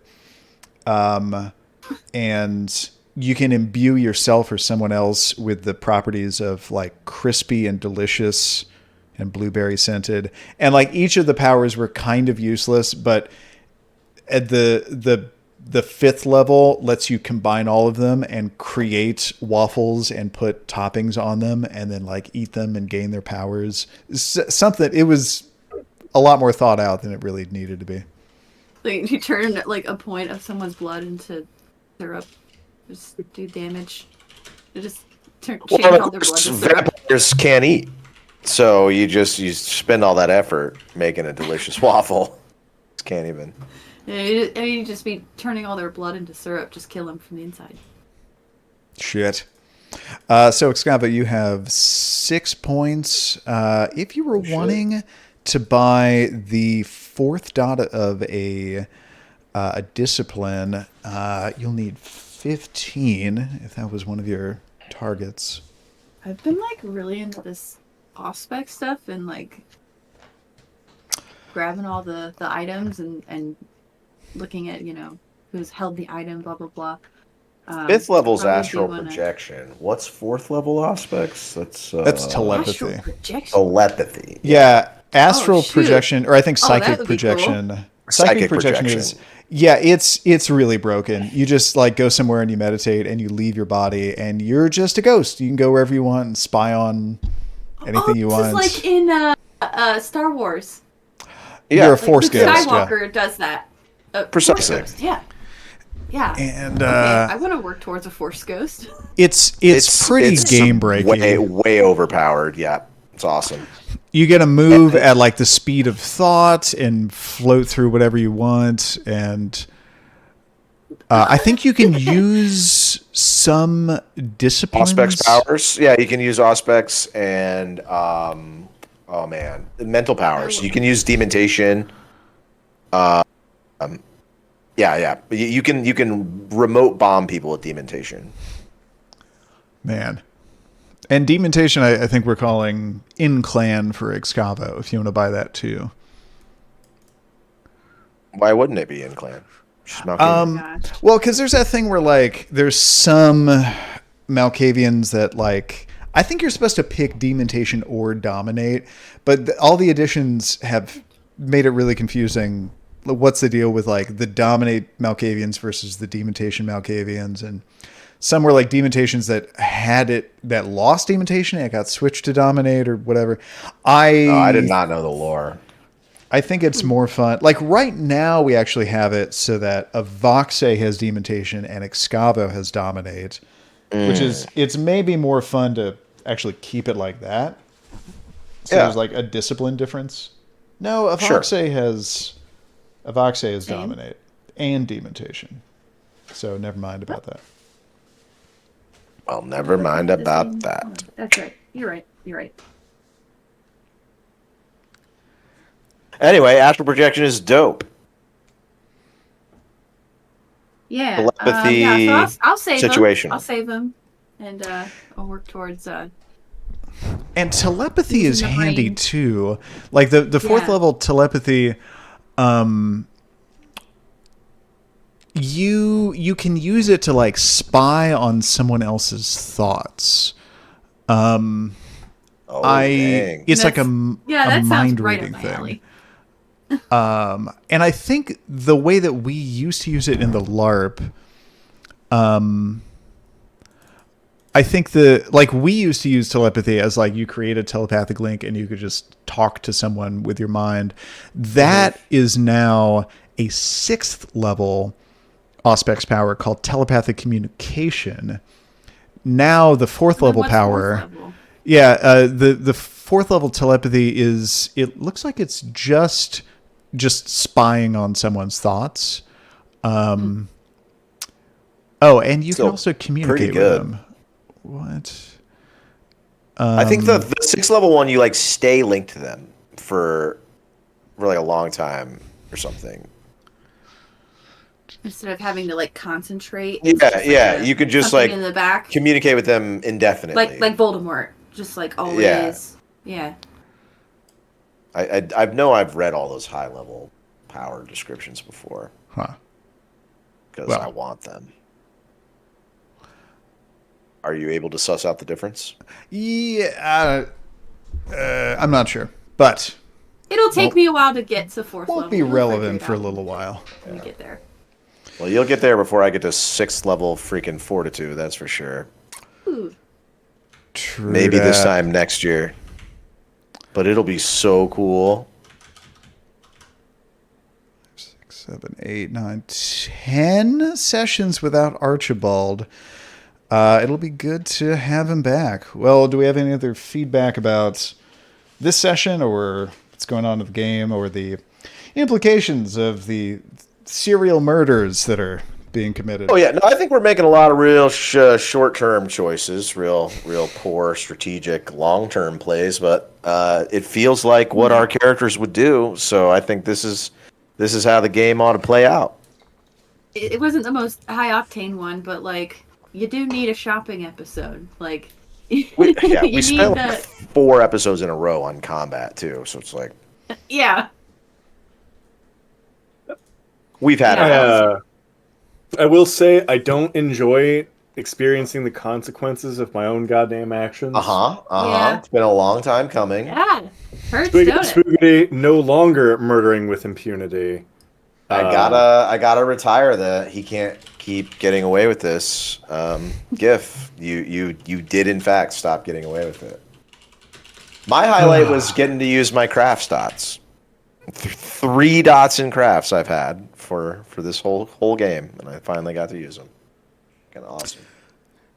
So Crafty we'll say that session ended as the sun was about to come up, and the next session will begin on the next day, which is I think the. So we bring Archibald back, and then we all just go to bed. Well, he I doesn't. love it. He's like Kinda. incapacitated. Still, He would he's kind of kinda- fall asleep too. yeah, He's wore out. from being all dead and shit. Yes. Dope. Well, I think that's it. Well, cool. All right, GG. Yeah, thanks for good thanks for the session. great session as always. Yeah, have a Yeah. good weekend, y'all. Yep. Love Take you it guys. easy. Have a good Bye. night. Bye.